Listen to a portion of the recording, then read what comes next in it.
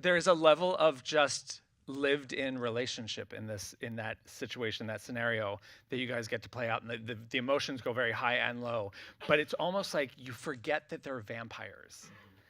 and you just think this is a couple that has gone through some shit. Yeah, I mean that's always been my favorite thing, kind of about this show, is that the really intimate moments feel so, like, they feel so operatic and so huge, and then but then sometimes we're flying around, or I mean less so me, but you're like flying around and doing all this crazy, these crazy things, and they kind of feel small because of what's happening in the scene, and that's sort of the joy, is you can kind of bring it down to the domestic and then just blow that up again, like it, yeah. I remember, like, when I first met Roland over Zoom during my screen testing period, and he was like, "I don't know what I'm doing. I'm writing a fucking vampire show. Like, I don't know what this is." And you kind of get the sense that, like, he is, really using the vampire metaphor to be able to explore humanity, and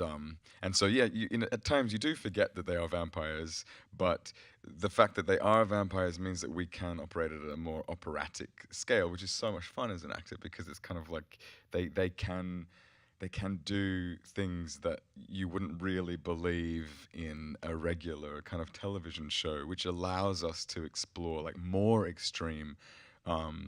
emotions, human emotions, and I feel like they make them more relatable in a way, because it's nice to see people like blow up rather than see people restrained. Last year, somebody came up to me and said, "I just want to say that your show reminded me that I could feel again." And I thought it was like such a cool thing to do, because they are very sort of exposing characters that we're playing. They're kind of like it is sort of like right on the edge of like that might be too much,